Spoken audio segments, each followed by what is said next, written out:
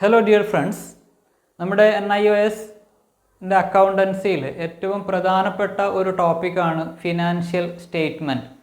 ഏതൊരു ബിസിനസ് ഓർഗനൈസേഷനും അവർക്ക് ആ ഒരു വർഷത്തിലുണ്ടായ റിസൾട്ട് അറിയാനുള്ള താല്പര്യം ഉണ്ടാവും. അപ്പോൾ അതിനുവേണ്ടി അവർ വ്യത്യസ്തമായ സ്റ്റേറ്റ്മെൻറ്റ്സ് പ്രിപ്പയർ ചെയ്യും. പ്രധാനമായിട്ട് നമുക്ക് ഫൈനൽ അക്കൗണ്ട്സിൽ 3 സ്റ്റേറ്റ്മെൻറ്റ്സ് ആണ് പ്രിപ്പയർ ചെയ്യുക. ഒന്ന് trading account, profit and loss account, balance sheet. അപ്പോൾ ഇതിൽ ട്രേഡിംഗ് അക്കൗണ്ടും പ്രോഫിറ്റ് ആൻഡ് ലോസ് അക്കൗണ്ടും ഇൻകം സ്റ്റേറ്റ്മെൻറ്റും ബാലൻസ് ഷീറ്റ് പൊസിഷൻ സ്റ്റേറ്റ്മെൻറ്റുമാണ്. ഓക്കെ, അപ്പോൾ നമുക്ക് ഒരു ഫിനാൻഷ്യൽ സ്റ്റേറ്റ്മെൻറ്റ്സ് എങ്ങനെയാണ് പ്രിപ്പയർ ചെയ്യുന്നതെന്നൊന്ന് നോക്കാം. ഓക്കെ, അപ്പോൾ നമുക്കിവിടെ ഒരു ക്വസ്റ്റ്യൻ നോക്കാം. അപ്പോൾ ആ ഒരു ക്വസ്റ്റ്യനകത്ത് നമുക്ക് trading account, profit and loss account, balance sheet prepare ചെയ്യണം. ഓക്കെ, അപ്പോൾ നമുക്ക് ഫിനാൻഷ്യൽ അക്കൗണ്ട്സ് പ്രിപ്പയർ ചെയ്യാനുള്ള ക്വസ്റ്റ്യൻ വരുന്നത് ട്രയൽ ബാലൻസ് ആണ്. അപ്പോൾ നമുക്ക് തന്നിരിക്കുന്ന ഒരു ട്രയൽ ബാലൻസിൽ നിന്ന് നമുക്കൊന്ന് പ്രിപ്പയർ ചെയ്ത് നോക്കാം. അപ്പോൾ നമ്മുടെ ക്വസ്റ്റ്യൻ ഇതാണ്: from the following trial balance of Miss Vikram Brothers prepare trading account, profit and loss account and balance sheet for the year ending 31st March 2014. Okay, അപ്പോൾ നമ്മുടെ ഐറ്റംസ് ഇതൊക്കെ ആണ്. ട്രയൽ ബാലൻസിൻ്റെ ഡെബിറ്റ് സൈഡ് വന്നിരിക്കുന്നത് ക്യാഷ് ഇൻ ഹാൻഡ്. അപ്പോൾ cash in hand അസറ്റാണ്, അതുകൊണ്ട് നമ്മളത് എവിടെ എടുക്കണം? ബാലൻസ് ഷീറ്റിൻ്റെ അസറ്റ് സൈഡ് എടുക്കണം. ദെൻ മോട്ടോർ കാർ, അതും അസറ്റാണ്, ബാലൻസ് ഷീറ്റിൻ്റെ അസറ്റ് സൈഡാണ് നമ്മൾ എടുക്കേണ്ടത്. പിന്നെ വരുന്നത് ഡ്രോയിങ്സ് നമുക്കറിയാം, ഓണർ തൻ്റെ വ്യക്തിപരമായ ആവശ്യത്തിന് ബിസിനസ്സിൽ നിന്ന് വിഡ്രോ ചെയ്യുന്ന എമൗണ്ട് ആണ്. അത് നമ്മൾ ബാലൻസ് ഷീറ്റിൻ്റെ ലയബിലിറ്റി സൈഡ് ക്യാപിറ്റലിൽ നിന്ന് മൈനസ് ചെയ്യണം. ദെൻ ലീഗൽ ചാർജ് ഒരു ഇൻഡയറക്റ്റ് എക്സ്പെൻസ് ആണ്, പ്രോഫിറ്റ് ആൻഡ് ലോസ് അക്കൗണ്ടിൽ എടുക്കാം. ദെൻ പ്ലാന്റ് ആൻഡ് മെഷീനറി ഒരു അസറ്റാണ്, ബാലൻസ് ഷീറ്റിൻ്റെ അസറ്റ് സൈഡ് എടുക്കണം. ദെൻ ഇൻവെസ്റ്റ്മെൻറ്റ്, അതും ബാലൻസ് ഷീറ്റ് അസറ്റ് സൈഡാണ് എടുക്കേണ്ടത്. ദെൻ ഓപ്പണിംഗ് സ്റ്റോക്ക് നമുക്ക് ആ ഒരു അക്കൗണ്ടിങ് ഇയറിങ്ങിൻ്റെ ബിഗിനിങ്ങിലുള്ള സ്റ്റോക്കാണ്. അത് നമ്മൾ ട്രേഡിംഗ് അക്കൗണ്ടിൻ്റെ ഫസ്റ്റ് ഡെബിറ്റ് സൈഡ് എടുക്കേണ്ട ഐറ്റമാണ്. ദെൻ സെയിൽസ് റിട്ടേൺ നമ്മൾ ട്രേഡിംഗ് അക്കൗണ്ട് ക്രെഡിറ്റ് സൈഡ് സെയിൽസിൽ നിന്ന് മൈനസ് ചെയ്യേണ്ട ഐറ്റമാണ്. സാലറീസ് അത് profit and loss account debit side എടുക്കാം.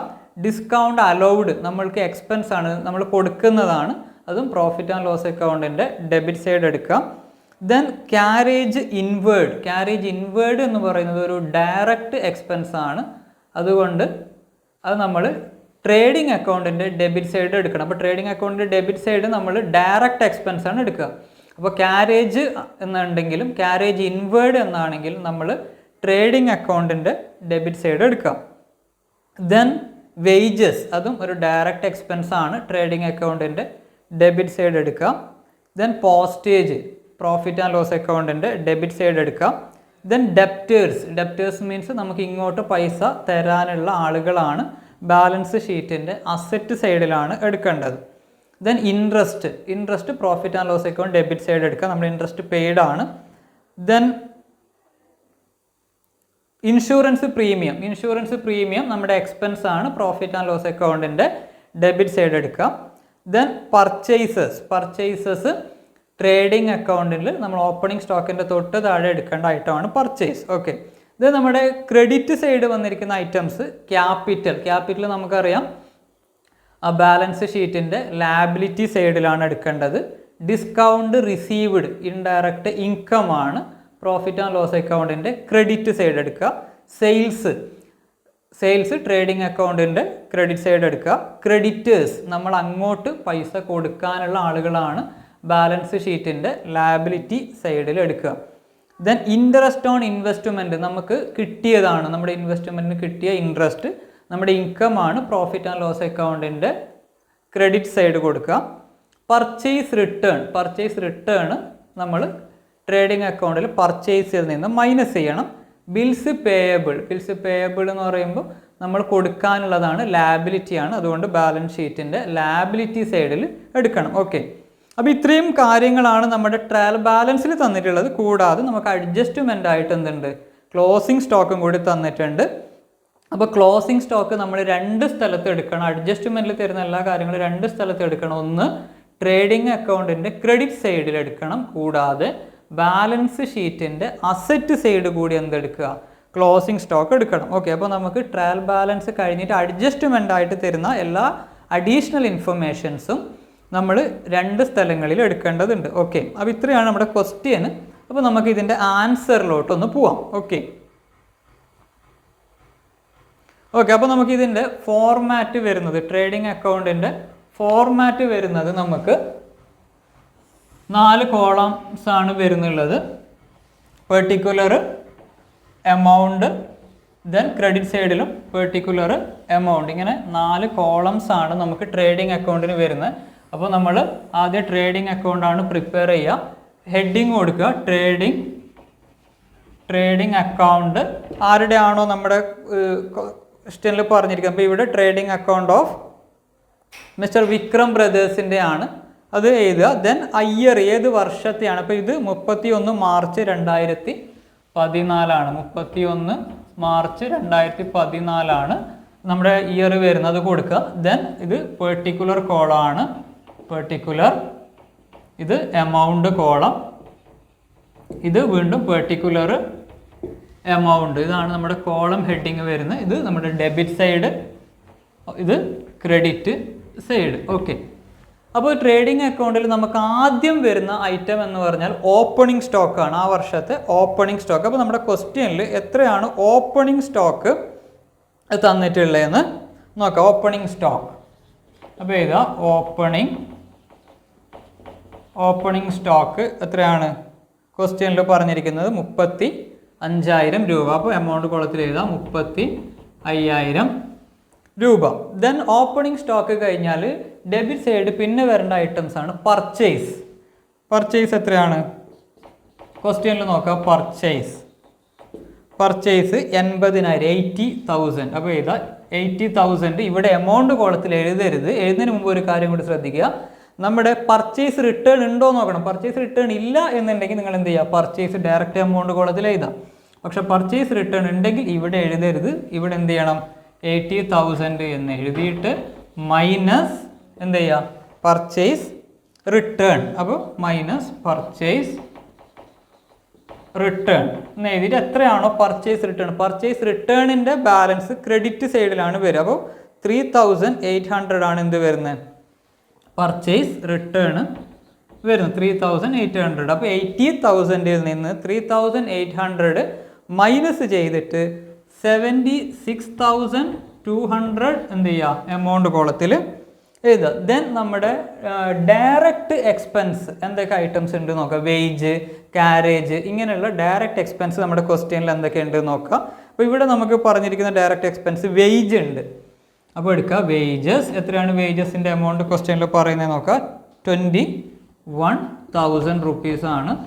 പിന്നെ വരുന്നത് ക്യാരേജ് ഇൻവേർഡ്. അപ്പോൾ ക്യാരേജ് എന്നുണ്ടെങ്കിലും എവിടെ എടുക്കണം, ട്രേഡിംഗ് അക്കൗണ്ടിൽ എടുക്കണം. ക്യാരേജ് ഔട്ട്വേർഡ് എന്നാണെങ്കിൽ പ്രോഫിറ്റ് ആൻഡ് ലോസ് അക്കൗണ്ടിലാണ് എടുക്കേണ്ടത്. 1,800 ആണ്. ദെൻ വേറെ ഡയറക്റ്റ് എക്സ്പെൻസ് ഒന്നും നമ്മുടെ ക്വസ്റ്റ്യനിൽ ഉണ്ടോ എന്ന് നോക്കുക. വേറെ ഡയറക്റ്റ് എക്സ്പെൻസ് ഒന്നും നമ്മുടെ ഈ ക്വസ്റ്റ്യനിൽ ഇല്ല. ദെൻ നമ്മൾ എന്ത് ചെയ്യുക, ക്രെഡിറ്റ് സൈഡിൽ ഫസ്റ്റ് വരുന്ന ഐറ്റമാണ് സെയിൽസ് എത്രയാണ് എമൗണ്ട് നോക്കുക. സെയിൽസ് 2,30,000 ആണ്. ഇവിടെയും എന്ത് ചെയ്യുക, സെയിൽസ് റിട്ടേൺ ഉണ്ടെങ്കിൽ അത് മൈനസ് ചെയ്യണം. റിട്ടേൺ ഇല്ലെങ്കിൽ ഡയറക്റ്റ് ചെയ്താൽ, ഉണ്ടെങ്കിൽ റിട്ടേൺ മൈനസ് ചെയ്യുക. സെയിൽസ് റിട്ടേൺ എത്രയാണ്, 2,500 മൈനസ് ചെയ്തിട്ട് കിട്ടുന്ന എമൗണ്ട് എത്രയാണ്, 2,27,500 ആണ് എമൗണ്ട് വരിക. ഓക്കെ, ദെൻ ട്രേഡിംഗ് അക്കൗണ്ടിൻ്റെ ക്രെഡിറ്റ് സൈഡ് നമുക്ക് പിന്നെ ഒരുപാട് ഐറ്റംസ് വരുന്നില്ല. സെയിൽസ് റിട്ടേൺ, പിന്നെ ക്ലോസിംഗ് സ്റ്റോക്ക് നമ്മൾ ട്രയൽ ബാലൻസിലുള്ള അഡീഷണൽ ഇൻഫർമേഷൻ ആയിട്ട് തന്നിട്ടുണ്ടാവും. അപ്പോൾ ക്ലോസിംഗ് സ്റ്റോക്ക് എത്രയാണെന്ന് നോക്കുക. അപ്പോൾ ഇതാ ക്ലോസിംഗ് സ്റ്റോക്ക് 28,000 അല്ലേ. Closing stock 28,000. അപ്പോൾ നമുക്ക് ട്രേഡിംഗ് അക്കൗണ്ടിൽ എടുക്കേണ്ട എല്ലാ ഐറ്റംസും നമ്മൾ എടുത്ത് ചെയ്തിട്ടുണ്ട്. നെക്സ്റ്റ് നമ്മൾ ചെയ്യേണ്ടത് എന്താണെന്ന് വെച്ചാൽ ഈ 2 സൈഡ് നമ്മൾ ടോട്ടൽ ചെയ്യാം. ട്രേഡിംഗ് അക്കൗണ്ടിൽ ഡെബിറ്റ് സൈഡും ക്രെഡിറ്റ് സൈഡും ടോട്ടൽ ചെയ്യുക. ഈ ടോട്ടൽ ചെയ്തിട്ട് ഏത് സൈഡിലാണോ നമുക്ക് കൂടുതൽ എമൗണ്ട് വരുന്നത് നോക്കാം. അപ്പോൾ ഇവിടെ നമുക്ക് 2,27,500 ഉണ്ട്, 28,000. അപ്പോൾ അത് ടോട്ടൽ ചെയ്യുമ്പോൾ നമുക്ക് 2,55,500 റുപ്പീസാണ് കിട്ടുന്നത്. ഇവിടെ ടോട്ടൽ ചെയ്ത് കഴിഞ്ഞാൽ എന്തായാലും നമുക്ക് ഏതെത്തൂല, 2,55,000 എത്തുന്നില്ല. അപ്പോൾ ഇവിടെ എന്ത് ചെയ്യാം, നമുക്ക് ഏത് സൈഡാണോ കൂടുതൽ രണ്ട് സൈഡിലും അത് എഴുതാം. അപ്പോൾ ഈ 2,55,500 എന്ത് ചെയ്യാം, ഇവിടെയും കൂടി എഴുതാം. ദെൻ ഈ 2,55,000 നിന്ന് ഇതിൻ്റെ ടോട്ടൽ ഇവിടെ തന്നിരിക്കുന്ന ഈ ഡീറ്റെയിൽസിൻ്റെ ടോട്ടൽ മൈനസ് ചെയ്യാം. ആ മൈനസ് ചെയ്യുമ്പോൾ നിങ്ങൾക്ക് ഇവിടെ ഡിഫറൻസ് ആയിട്ടൊരു എമൗണ്ട് കിട്ടും. ആ ഡിഫറൻസ് എമൗണ്ട് ആണെന്ത്, ഗ്രോസ് പ്രോഫിറ്റ്. എത്രയാണ് നമുക്ക് ഡിഫറൻസ് കിട്ടുക, 2,55,500 നിന്ന് ഇതിൻ്റെ ടോട്ടൽ മൈനസ് ചെയ്യുമ്പോൾ നമുക്ക് 1,21,500 രൂപ കിട്ടും. ഇതെന്ത് ചെയ്യുക, ഇതാണ് നമ്മുടെ ഗ്രോസ് പ്രോഫിറ്റ് എന്ന് പറയുന്നത്. ഓക്കെ, ട്രേഡിംഗ് അക്കൗണ്ടിൽ ഗ്രോസ് പ്രോഫിറ്റ്. ദെൻ ശ്രദ്ധിക്കേണ്ട ഒരു കാര്യം, നമുക്ക് ഡെബിറ്റ് സൈഡിലാണ് കൂടുതൽ കിട്ടിയത്, ക്രെഡിറ്റ് സൈഡിലാണ് കുറവ് വന്നതെങ്കിൽ ഇവിടെ ഈ ഗ്രോസ് പ്രോഫിറ്റിന് പകരം ക്രെഡിറ്റ് സൈഡ് എന്ത് വരും, ഗ്രോസ് ലോസ് എന്ന് വരും. ഓക്കെ, അപ്പോൾ ഇതാണ് നമ്മുടെ ട്രേഡിംഗ് അക്കൗണ്ട്. ഇനി നെക്സ്റ്റ് നമ്മൾ ട്രേഡിംഗ് അക്കൗണ്ട് കഴിഞ്ഞാൽ നെക്സ്റ്റ് ചെയ്യേണ്ടത് എന്താണ്, profit and loss account. Okay, അപ്പോൾ നമ്മൾ ട്രേഡിംഗ് അക്കൗണ്ട് കഴിഞ്ഞാൽ അടുത്തത് profit and loss account prepare ചെയ്യണം. അപ്പോൾ നമുക്ക് ഈ ട്രേഡിംഗ് അക്കൗണ്ടിൽ ഒന്നെങ്കിൽ ഗ്രോസ് പ്രോഫിറ്റ് അല്ലെങ്കിൽ ഗ്രോസ് ലോസ് കിട്ടാം. അപ്പോൾ ഈ കിട്ടിയ എമൗണ്ട് നമ്മൾ എടുത്തേക്ക് എടുക്കണം, പ്രോഫിറ്റ് ആൻഡ് ലോസ് അക്കൗണ്ടിലേക്ക് എടുക്കണം. അപ്പോൾ പ്രോഫിറ്റ് ആൻഡ് ലോസ് അക്കൗണ്ടിൻ്റെ ഫോർമാറ്റും സെയിം തന്നെയാണ്, ട്രേഡിംഗ് അക്കൗണ്ടിൻ്റെ സെയിം ഫോർമാറ്റ് തന്നെയാണ്. Debit side particular amount, credit സൈഡിൽ പെർട്ടിക്കുലർ എമൗണ്ട്. അപ്പോൾ നമുക്ക് ഗ്രോസ് പ്രോഫിറ്റ് ആണ് കിട്ടിയത് എങ്കിൽ നമ്മൾ എന്ത് ചെയ്യണം, പ്രോഫിറ്റ് ആൻഡ് ലോസ് അക്കൗണ്ടിൻ്റെ ക്രെഡിറ്റ് സൈഡിലേക്ക് എടുക്കണം. ഗ്രോസ് പ്രോഫിറ്റ് എന്ത് ചെയ്യുക, പ്രോഫിറ്റ് ആൻഡ് ലോസ് അക്കൗണ്ടിൻ്റെ ക്രെഡിറ്റ് സൈഡിലേക്ക് എടുക്കുക. Gross profit broad down. നമുക്ക് നേരത്തെ എത്രയാണ് ഗ്രോസ് പ്രോഫിറ്റ് കിട്ടിയിരിക്കുന്നത്, 1,21,500 അത് എടുക്കുക. ഓക്കെ, ഇനി നമുക്ക് ഗ്രോസ് ലോസ് ആണ് കിട്ടിയതെങ്കിൽ നമ്മൾ എവിടെ എടുക്കണം, പ്രോഫിറ്റ് ആൻഡ് ലോസ് അക്കൗണ്ടിൻ്റെ ഡെബിറ്റ് സൈഡിലേക്ക് എടുക്കണം. ഓക്കെ, അത് കഴിഞ്ഞാൽ പിന്നെ നമ്മുടെ profit and loss account debit side നമ്മുടെ ഇൻഡയറക്റ്റ് എക്സ്പെൻസ് എന്തൊക്കെ ഉണ്ടോ അതൊക്കെ എന്ത് ചെയ്യുക, നമുക്ക് 1 by 1 ആയിട്ട് profit and loss account debit സൈഡിലേക്ക് എടുക്കുക. നമുക്ക് എന്തൊക്കെ ഐറ്റംസ് ആയിരുന്നുണ്ട്, സാലറി എത്രയായിരുന്നു, സാലറീസ് 12,000, പിന്നെന്തുണ്ട്, ഇൻഷുറൻസ് പ്രീമിയം 1,200, ഇൻഷുറൻസ് പ്രീമിയം 1,200. പിന്നെ നമുക്കുള്ളത് ഡിസ്കൗണ്ട് അലൗവ്ഡ്. അപ്പോൾ ഡിസ്കൗണ്ട് അലൗവ്ഡ് ഉണ്ടാവാം, ഡിസ്കൗണ്ട് റിസീവ്ഡ് ഉണ്ടാവാം. ഡിസ്കൗണ്ട് അലൗവ്ഡ് എന്ന് പറഞ്ഞാൽ നമുക്ക് എക്സ്പെൻസ് ആണ്. എത്രയാണ് ഡിസ്കൗണ്ട് അലൗവ്ഡ് ചെയ്തത്, 600 ആണ്. ഡിസ്കൗണ്ട് റിസീവ്ഡ് ആകുമ്പോൾ ഇൻകം ആണ്, അത് ക്രെഡിറ്റ് സൈഡിൽ എടുക്കണം. ദെൻ പോസ്റ്റേജ് ഒരു ഇൻഡയറക്റ്റ് എക്സ്പെൻസ് ആണ്. പോസ്റ്റേജ് എത്രയാണ്, പോസ്റ്റേജിൻ്റെ എമൗണ്ട് വരുന്നത് 400 ആണ്. പിന്നെ വരുന്നതാണ് ഇൻട്രസ്റ്റ്. അപ്പോൾ ഇൻട്രസ്റ്റ് പെയ്ഡ് ഉണ്ടാവും, ഇൻട്രസ്റ്റ് റിസീവ്ഡ് ഉണ്ടാവും. അപ്പോൾ ഇൻട്രസ്റ്റ് പെയ്ഡ് ആകുമ്പോഴാണ് ഡെബിറ്റ് സൈഡ് വരിക, ക്രെഡിറ്റ് സൈഡ് വരുമ്പോൾ ഇൻട്രസ്റ്റ് റിസീവ്ഡ്. നമുക്ക് ട്രയൽ ബാലൻസിൻ്റെ എവിടെയാണ് ബാലൻസ് തന്നേന്ന് നോക്കണം. ട്രയൽ ബാലൻസിൻ്റെ ഡെബിറ്റ് സൈഡാണ് ബാലൻസ് തന്നിട്ടുള്ളതെങ്കിൽ അത് ഇൻട്രസ്റ്റ് അലൗവ്ഡ് ആണ്, profit and loss account debit side എടുക്കുക. ഓക്കെ, ഇനി ട്രയൽ ബാലൻസിൻ്റെ ക്രെഡിറ്റ് സൈഡിലാണ് ഇൻട്രസ്റ്റ് ഉള്ളതെങ്കിൽ അത് ഇൻട്രസ്റ്റ് റിസീവ്ഡ് ആണ്, പ്രോഫിറ്റ് ആൻഡ് ലോസ് അക്കൗണ്ടിൻ്റെ ക്രെഡിറ്റ് സൈഡിൽ എടുക്കണം. പിന്നെ വരുന്ന ലീഗൽ ചാർജസ് ഒരു ഇൻഡയറക്റ്റ് എക്സ്പെൻസ് ആണ്. എത്രയാണ് വരുന്നത്, 1,500. Okay, then profit and loss അക്കൗണ്ടിൻ്റെ ക്രെഡിറ്റ് സൈഡിൽ എന്തൊക്കെ ഐറ്റംസ് ആണ് വരുന്നത് നോക്കണം. ക്രെഡിറ്റ് സൈഡ് ഓൾറെഡി നമുക്ക് എന്തുണ്ട്, ഗ്രോസ് പ്രോഫിറ്റ് ഉണ്ട്. കൂടാതെ എന്തെങ്കിലും ഇൻകംസ് ഉണ്ടെങ്കിൽ, അതായത് റെൻറ്റ് റിസീവ്ഡ്, കമ്മീഷൻ റിസീവ്ഡ്, ഇങ്ങനെയുള്ള സാധനങ്ങൾ ഉണ്ടെങ്കിൽ എവിടെ എടുക്കണം, ക്രെഡിറ്റ് സൈഡ് എടുക്കാം. അപ്പോൾ നമുക്ക് ക്വസ്റ്റ്യനിലുള്ളത് ഒന്ന് ഡിസ്കൗണ്ട് റിസീവ്ഡ് ഉണ്ട്, ഡിസ്കൗണ്ട് റിസീവ്ഡ് എത്രയാണ്, 2,000. പിന്നെന്താ നമ്മുടെ ക്വസ്റ്റ്യനിലുള്ളത്, ഇൻട്രസ്റ്റ് ഓൺ ഇൻവെസ്റ്റ്മെൻറ്റ്, നമ്മൾ ഇൻവെസ്റ്റ് ചെയ്തതിനുള്ള ഇൻട്രസ്റ്റ് കിട്ടിയത്, ഇൻട്രസ്റ്റ് ഓൺ ഇൻവെസ്റ്റ്മെൻറ്റ് എത്രയാണ്, 5,200. ഓക്കെ, ദെൻ നമ്മൾ എന്ത് ചെയ്യുക, വേറെ പ്രോഫിറ്റ് ആൻഡ് ലോസ് അക്കൗണ്ടിൻ്റെ രണ്ട് സൈഡിലുള്ള ഐറ്റംസ് ആയി. രണ്ട് സൈഡ് എന്ത് ചെയ്യുക, നേരത്തെ ചെയ്ത ട്രേഡിംഗ് അക്കൗണ്ടിൽ ചെയ്ത പോലെ തന്നെ രണ്ട് സൈഡ് ടോട്ടൽ ചെയ്യുക. ഏത് സൈഡാണോ കൂടുതൽ വരുന്നത് രണ്ട് സൈഡ് എടുക്കുക. നമുക്ക് ഇവിടെ 1,21,500 പ്ലസ് 2,000 പ്ലസ് 5,200 എത്ര വരുന്നുണ്ട്? 1,28,700 വരുന്നുണ്ട്. 1,28,700. ഇവിടെ നമുക്ക് 12,000, 1,200, 600, 400 and 1,500. ദെൻ നമുക്ക് ഇൻട്രസ്റ്റിൻ്റെ ഒരു എമൗണ്ടും കൂടി ഇവിടെ 1,500 വരുന്നുണ്ട്. എത്രയാണ് വരുന്നത്? ടോട്ടൽ എന്തായാലും കുറവാണ്. അപ്പോൾ നമുക്ക് എന്ത് ചെയ്യാം? 1,28,700 എന്ത് ചെയ്യാം? എഴുതുക. ദെൻ ഡിഫറൻസ് വരുന്ന എമൗണ്ട് 1,28,700 നിന്ന് ഇതിൻ്റെ ടോട്ടൽ 17,200 അങ്ങനെ വരുന്നുണ്ട്. അതെന്ത് ചെയ്യുക? ഇതിൽ നിന്ന് മൈനസ് ചെയ്യാം.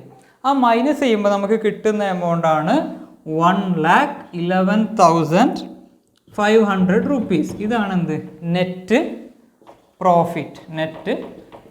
ഇനി നമുക്ക് ക്രെഡിറ്റ് സൈഡിലാണ് ഡിഫറൻസ് കിട്ടുന്നതെങ്കിൽ ഈ സൈഡ് കൂടുതലും ക്രെഡിറ്റ് സൈഡ് കുറവാണെങ്കിൽ നമുക്ക് ഡിഫറൻസ് കിട്ടുന്ന ക്രെഡിറ്റ് സൈഡിലാണെങ്കിൽ അത് നെറ്റ് ലോസ് ആണ്. ഓക്കെ, അപ്പോൾ ഇത്രയാണ് നമ്മുടെ പ്രോഫിറ്റ് ആൻഡ് ലോസ് അക്കൗണ്ടിൽ വരുന്നുണ്ട്. അപ്പോൾ നമുക്ക് ട്രേഡിംഗ് അക്കൗണ്ട് ചെയ്തു, പ്രോഫിറ്റ് ആൻഡ് ലോസ് അക്കൗണ്ട് ചെയ്തു. നമുക്ക് ഇനി എന്ത് ചെയ്യണം? ബാലൻസ് ഷീറ്റും കൂടി ഒന്ന് നോക്കാം. ഓക്കെ, അപ്പോൾ നമ്മൾ ട്രേഡിംഗ് അക്കൗണ്ട് ചെയ്തു, പ്രോഫിറ്റ് ആൻഡ് ലോസ് അക്കൗണ്ട് ചെയ്തു. ഇനി നമുക്ക് ബാലൻസ് ഷീറ്റ് കൂടി ചെയ്ത് നോക്കണം. ഓക്കെ, അപ്പോൾ ബാലൻസ് ഷീറ്റിൻ്റെ ഫോർമാറ്റ് വരുന്നത് ലാബിലിറ്റി എമൗണ്ട്, അസറ്റ് എമൗണ്ട് എന്നതാണ്. ഓക്കെ, അപ്പോൾ നമ്മുടെ ലാബിലിറ്റീസ് ഒക്കെ ഡെബിറ്റ് സൈഡിലും അസറ്റ് ഒക്കെ ക്രെഡിറ്റ് സൈഡിലുമാണ് എഴുതേണ്ടത്. ഓക്കെ, അപ്പോൾ നമുക്ക് ലാബിലിറ്റീസ് എന്തൊക്കെ ആണ് നമ്മൾ? ഒന്ന് ബിൽസ് പേയബിൾ, നമ്മൾ കൊടുക്കാനുള്ള ബില്ലുകൾ. ബിൽസ് പേയബിൾ എത്രയാണ്? ബിൽസ് പേയബിളിൻ്റെ എമൗണ്ട് വരുന്നത് ബിൽസ് പേയബിൾ 34,000. പിന്നെ വരുന്നത് ക്രെഡിറ്റേഴ്സ് നമ്മൾ അങ്ങോട്ട് പൈസ കൊടുക്കാനുള്ള ആളുകൾ. ക്രെഡിറ്റേഴ്സ് എത്രയാണ് വരുന്നത്? 46,000 റുപ്പീസ്. ഓക്കെ, പിന്നെ നമുക്ക് ബാങ്ക് ലോണ് അങ്ങനെയുള്ള കാര്യങ്ങളൊക്കെ ഉണ്ടെങ്കിൽ എടുക്കുക. പക്ഷേ ഈ ക്വസ്റ്റ്യനിൽ അതൊന്നുമില്ല. പിന്നെ നമുക്ക് വരുന്നത് ക്യാപിറ്റൽ. അപ്പോൾ ക്യാപിറ്റൽ എടുക്കുമ്പോൾ നമ്മൾ ശ്രദ്ധിക്കേണ്ട ഒരു കാര്യം എന്ന് വെച്ചാൽ ക്യാപിറ്റലിൻ്റെ എമൗണ്ട് ഡയറക്റ്റ് എമൗണ്ട് കോളത്തിൽ എഴുതുന്നതിന് മുമ്പ് ക്യാപിറ്റലിൻ്റെ എമൗണ്ട് എത്രയാണ്? 70,000 ആണ്. ഈ ക്യാപിറ്റലിൻ്റെ കൂടെ നമുക്ക് നെറ്റ് പ്രോഫിറ്റ് ആണെങ്കിൽ ആഡ് ചെയ്യണം, നെറ്റ് ലോസ് ആണെങ്കിൽ മൈനസ് ചെയ്യണം. അതേപോലെ ഡ്രോയിങ്സ് ഉണ്ടെങ്കിൽ അത് മൈനസ് ചെയ്യണം. അപ്പോൾ ഇവിടെ നമുക്ക് കിട്ടിയിരിക്കുന്നത് എന്താണ്? നെറ്റ് പ്രോഫിറ്റ് ആണ്. നെറ്റ് പ്രോഫിറ്റ് ആയതുകൊണ്ട് അത് എന്ത് ചെയ്യുക? ആഡ് ചെയ്യുക. അപ്പം നമുക്ക് ആഡ് നെറ്റ് പ്രോഫിറ്റ്. എത്രയാണ് നമുക്ക് നെറ്റ് പ്രോഫിറ്റ് കിട്ടിയത്? 1,11,500 ആണ് നെറ്റ് പ്രോഫിറ്റ് കിട്ടിയ. ആ നെറ്റ് പ്രോഫിറ്റ് ഈ 70,000 കൂടെ ആഡ് ചെയ്യുമ്പോൾ നമുക്ക് എത്ര കിട്ടും? 1,81,500 കിട്ടും. ദെൻ നമ്മുടെ ക്വസ്റ്റ്യനിൽ ഡ്രോയിങ്സ് ഉണ്ടോ നോക്കണം. ഡ്രോയിങ്സ് ഉണ്ടെങ്കിൽ അത് മൈനസ് ചെയ്യാം.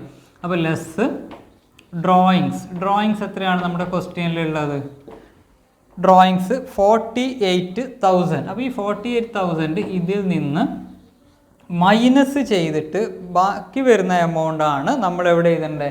എമൗണ്ട് കോളത്തിൽ എഴുതേണ്ടത്. അപ്പോൾ എത്ര വരും? 1,33,500. അപ്പോൾ ഇവിടെ എഴുതാം 1,33,500. ദെൻ അസറ്റ് സൈഡിൽ നമുക്ക് എന്തൊക്കെ വരുന്നുണ്ട് നോക്കാം. അപ്പോൾ ആദ്യം നമുക്ക് വരുന്നതാണ് ക്യാഷ് ഇൻ ഹാൻഡ്. നമ്മുടെ കയ്യിലുള്ള എമൗണ്ട് ക്യാഷ് ഇൻ ഹാൻഡ് എത്രയാണ്? Cash in hand 500. പിന്നെ വരുന്നത് ഡെപ്റ്റേഴ്സ് എത്രയാണ്? നമ്മൾ ഡെപ്റ്റേഴ്സ് എത്ര എടുക്കുക? 60,000 ആണുള്ളത്. അതായത് 60,000 ഡെപ്റ്റേഴ്സ്. പിന്നെ ക്ലോസിംഗ് സ്റ്റോക്ക് നമ്മൾ 2 സ്ഥലത്ത് എടുക്കണം. ട്രേഡിംഗ് അക്കൗണ്ടിലും എടുക്കണം, ബാലൻസ് ഷീറ്റിലും എടുക്കണം. Closing stock 28,000. Then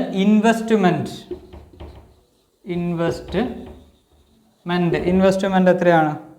40,000. Then motor car fixed asset ആണ്. Motor car 25,000. പിന്നെ വരുന്നത് പ്ലാന്റ് ആൻഡ് മെഷീനറി